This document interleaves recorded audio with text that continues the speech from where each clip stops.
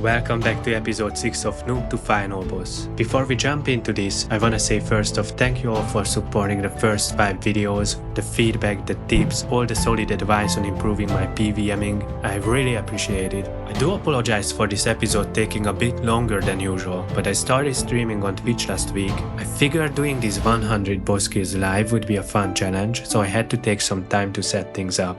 But anyway, most of you voted me to take on the 4 God Wars Dungeon 2 bosses this episode, so God Wars Dungeon 2 it is. I'm super excited because diving into the heart of Gielinor is gonna be a completely new experience for me. Of course, we won't be going in unprepared. For the first boss, I'll be sticking with my trusty magic setup, but I made some pretty significant changes to my gear. First up, I upgraded my subjugation boots to blast diffusion boots, which let me charge detonate in half the time, making it an insanely good threshold ability. Next, I swapped out my subjugation gloves for Carapax wrist wraps. This item is so damn cheap but seriously powerful at the same time, an easy upgrade. Alright, time to visit the PVM shop because I think we finally have enough marks of 4 to buy a new aura. Oh yeah, that's what I'm talking about. We can grab one of the Berserker's auras. And obviously I'm going with Maniacal for magic. This one is a must-have. It boosts our magic level by 10%, but lowers defense by 15%. Sure, we take a little bit more damage, but the extra DPS and accuracy are so overpowered that it's totally worth it. Who needs armor anyway? The best defense is just killing the boss as fast as possible, right?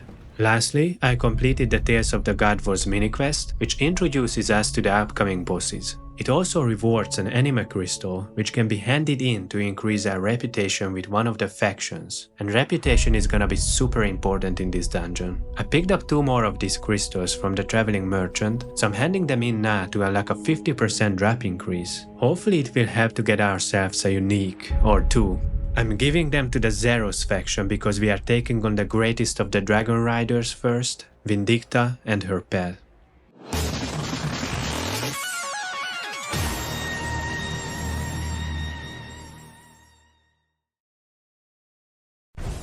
Alright, we got the 40 kill count that we need to enter the boss arena. I mentally prepared myself for the pain, but I just find out that kill count doesn't reset when you leave the dungeon, like it did in God Wars Dungeon 1, so we can bank and resupply after every kill. That makes things so much better. Oh, and I almost forgot, you guys give me such a great advice about boosting my herb lore level to 96. And look at this, one of my first ever overloads. This black potion looks so cool. Time to take a sip and get this started.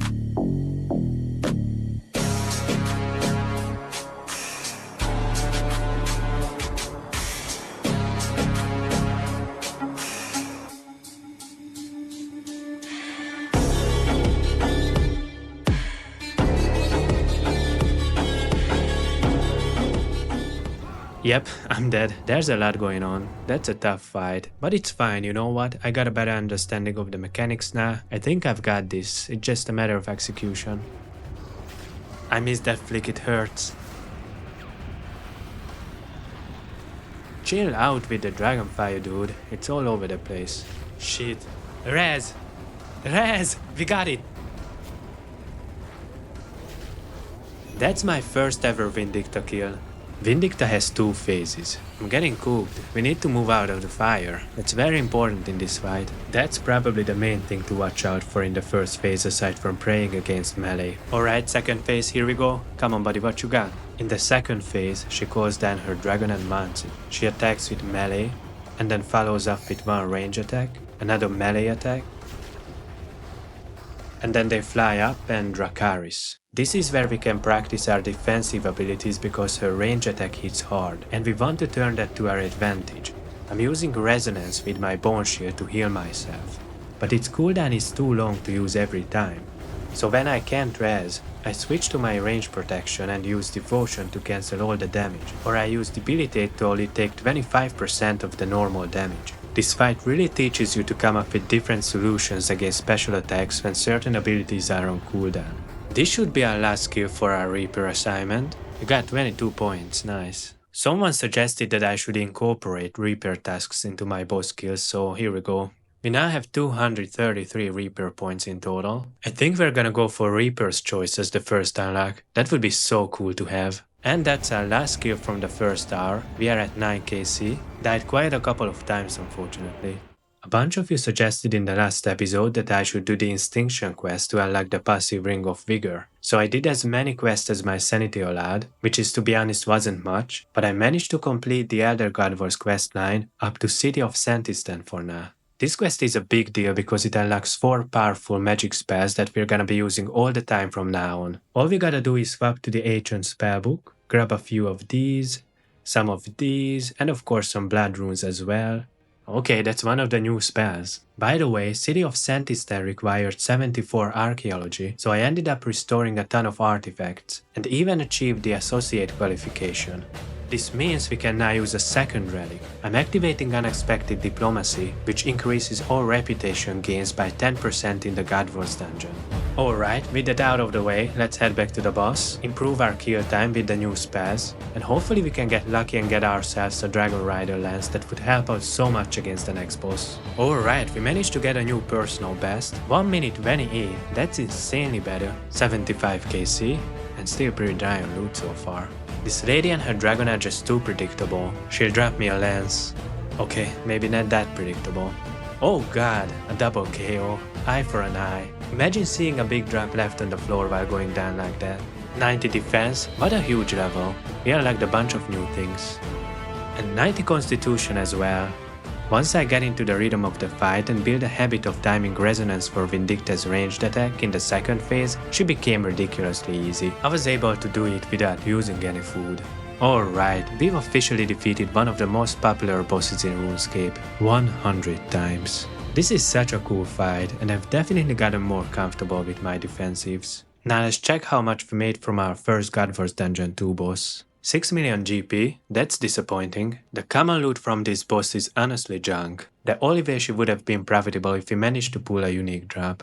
Never mind, let's move on. It's time to take my dusty melee gear out of the bank and take on the deadliest sisters in Gielinor, the Twin Furies.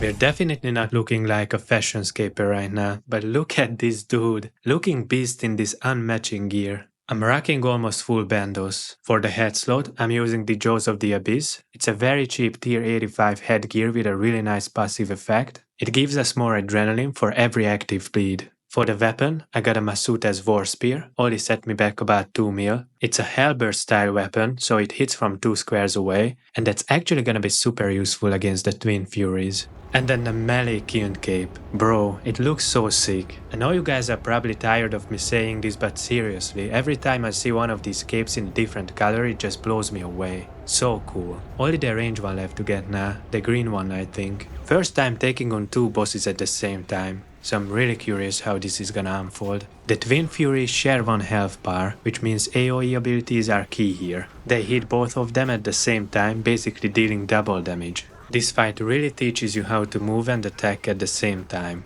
You've gotta dodge charging attacks, reposition to avoid constant damage, and search to safety when that big explosion is coming. After the wall charge, it's a perfect time to throw out some AoE abilities. Melee actually has a few really strong ones. Cleave, Hurricane and Quake. Let us treat the ladies equally. In the second phase, a really nice tactic is using Slaughter on Naimora right before he jumps into the air. Slaughter is a bleed ability that deals triple damage if the target is moving. And since she decides to take flight, might as well give her a little goodbye gift, right? Alright, final phase. They take twice as much damage here, so it's time to drop some big numbers. We got something! Naimora's Braid? Wait, what even is a braid? No way, that's one of the boss pets? At 20 KC? It has like a 1 in 2000 chance, holy crap.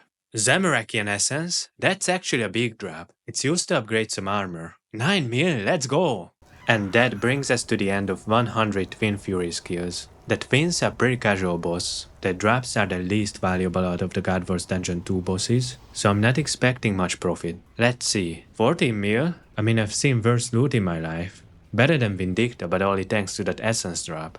We'll take that. Alright, 2 of the 4 bosses done, so I've decided to split Godverse Dungeon 2 into a 2-parter. I didn't wanna rush through these fights. Yeah, they are all the bosses, but they still teach some really important PvM fundamentals, and I wanted to take my time learning and practicing the mechanics properly. Hope you don't mind the split, and I really hope you enjoy this video. I put a lot of time and effort into this one, so I appreciate if you guys leave a like. Your feedback means a lot to me and keeps me motivated. Also consider subscribing if you haven't already. We are getting close to 1000 subs, which is actually insane. We are trying to hit that milestone before the end of the year, so every sub helps big time. Thank you guys for watching, and I'll see you very soon in the second part of this video.